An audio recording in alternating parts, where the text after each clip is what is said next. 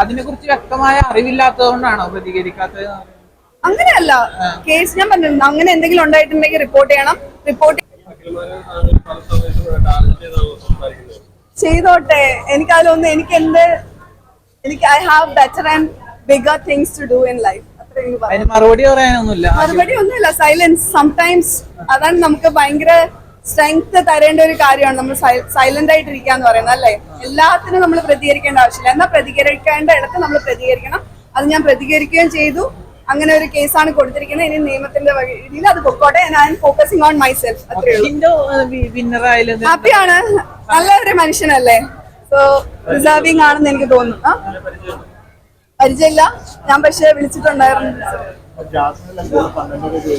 അങ്ങനെയല്ല, പ്രേക്ഷകരുടെ തീരുമാനമാണ്, അല്ലേ? നമ്മള് ഓരോരുത്തരും രണ്ടുപേരും ഡിസേർവിംഗ് ആയിരുന്നു. രണ്ടുപേരും കണ്ടന്റ് കൊടുത്തിട്ടുണ്ടായിരുന്നു.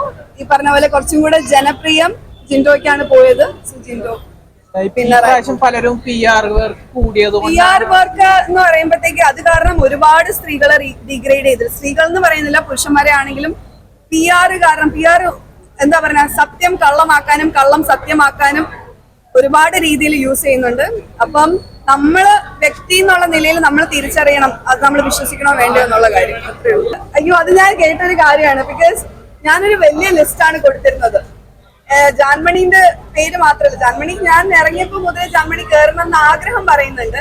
അല്ലാണ്ട് ഞാൻ മാങ്ങി മച്ചാന്റെ പേര് കൊടുത്തിട്ടുണ്ടായിരുന്നു, മിഥുന്റെ വൈഫ് ലക്ഷ്മിയുടെ പേര് കൊടുത്തിട്ടുണ്ടായിരുന്നു. ഞാനൊരു ലോങ് ലിസ്റ്റ് കൊടുത്തു, ഒരു 10-12 പേരുടെ കൊടുത്തിട്ടുണ്ടായിരുന്നു. അതില് എനിക്ക് തോന്നുന്നു കുറച്ച് പേര് മൈനിനെയൊക്കെ ഇന്റർവ്യൂവിന് വിളിച്ചിട്ടുണ്ടായിരുന്നു, കുറച്ച് പേര് ഇന്റർവ്യൂവിന് വിളിച്ചിട്ടുണ്ടായിരുന്നു. സെലക്ഷൻ കിട്ടിയത് ജാൻമണിക്കാണ്. അത് അവളുടെ ഭാഗ്യമാണ്.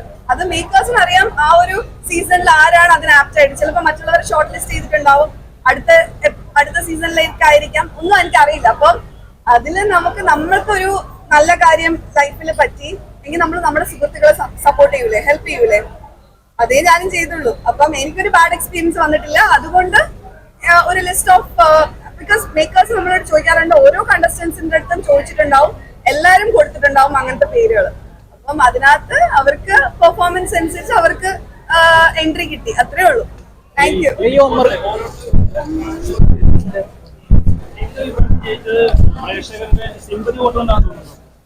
സിമ്പതി വോട്ട് അങ്ങനെ നിങ്ങൾക്ക് തോന്നുന്നുണ്ടോ? പുള്ളിക്കാരൻ ടാസ്ക് ചെയ്തിട്ടില്ലേ? ചെയ്തിട്ടുണ്ടല്ലോ. പുള്ളിക്കാരിൽ ഒരു മനുഷ്യനെ നമുക്ക് എല്ലാവർക്കും ഇഷ്ടപ്പെട്ടതോ, ഹ്യൂമാനിറ്റി അതിൽ നമുക്ക് ഇഷ്ടപ്പെട്ടത് കൊണ്ടായിരിക്കുമല്ലോ, അല്ലെ? കുറെ പേര് മെജോറിറ്റി ആൾക്കാരും സപ്പോർട്ട് ചെയ്തിട്ടുള്ളത്.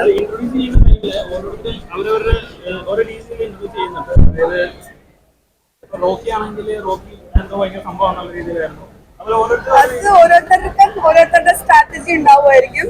പക്ഷെ എനിക്കറിയത്തില്ല. നമ്മള് എൻഡ് ഓഫ് ദ ഡേ എല്ലാ കണ്ടസ്റ്റൻസിനും അവരുടേതായ സെറ്റ് ഓഫ് പ്രേക്ഷകരുണ്ടാവും, ഇഷ്ടപ്പെടുന്നവരുണ്ടാവും, ഹേറ്റേഴ്സ് ഉണ്ടാവും, ഇതെല്ലാം ഉണ്ടാവും. അതാണ് ഈ ഒരു എന്താ ബിഗ് ബോസ് എന്ന് പറയുന്ന പ്ലാറ്റ്ഫോമിന്റെ ഒരു ഇത്, അല്ലേ? നമുക്ക് പോസിറ്റീവ് മാത്രമല്ല നെഗറ്റീവും വരും. അത് അക്സെപ്റ്റ് ചെയ്യാനായിട്ട് പ്രാപ്തരായിട്ടുള്ളവർ പോവുക, അതിന് കഴിയാത്തവര് പോവാതിരിക്കുക, ഇത്രേ ഉള്ളൂ. സന്തോഷമാണ്. പക്ഷെ ജാസ്മിനും കുറച്ചും കൂടി ഒരു ഇത് കിട്ടുമെന്ന് ഞാൻ വിചാരിച്ചു. But then it's okay. I mean, സത്യം പറഞ്ഞാൽ കിട്ടാതെ പോയത് നന്നായെന്ന് വിചാരിക്കുന്നു. കിട്ടിയിരുന്നെങ്കിൽ എന്ത് രീതിയിലുള്ള ഡീഗ്രേഡിങ് ആ പാവം കുട്ടിക്ക് കിട്ടിയേനെന്നുള്ളൊരു എനിക്ക് തോന്നിയൊരു കാര്യമാണ്. ബിക്കോസ് അത്രമാത്രം സൈബർ ബുള്ളിങ് അതിനുണ്ടായിരുന്നു, പുറത്തും അകത്തും. ഈ ഉമ്മർക്കയുടെ വിഷയത്തിൽ എവിടെയും പ്രതികരിക്കുന്നത് കണ്ടിട്ടുണ്ടായിരുന്നു. അത് കേസ് കിടക്കില്ല, കേസിന്റെ വഴിക്ക് പോട്ടെ. ഞാനത് കമന്റ് ചെയ്യുന്നത് ശരിയല്ല. എനിക്ക് അങ്ങനെ ഒരു ബാഡ് എക്സ്പീരിയൻസ് ഉണ്ടായിട്ടില്ല. അതിനെ കുറിച്ച് വ്യക്തമായ അറിവില്ലാത്തതുകൊണ്ടാണോ പ്രതികരിക്കാത്തത്? അങ്ങനെയല്ല, കേസ് ഞാൻ പറഞ്ഞിരുന്നു, അങ്ങനെ എന്തെങ്കിലും ഉണ്ടായിട്ടുണ്ടെങ്കിൽ റിപ്പോർട്ട് ചെയ്യണം. റിപ്പോർട്ട് ചെയ്തിട്ടുണ്ട്. അത് കേസിന്റെ വഴിക്ക് നടന്നോട്ടെ. വിക്ടിം ആരാന്ന് അറിയാമോ? എന്തോ ആരാണ് അറിയില്ല.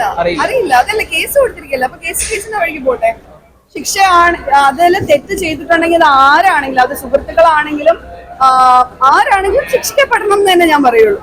അല്ലാന്നുണ്ടെങ്കിൽ പക്ഷെ ഒരു ഇന്നസെന്റ് ആള് പോലും ശിക്ഷിക്കപ്പെടരുത്. അത് ഞാനൊരു അനുഭവിച്ച ഒരാളാണ്.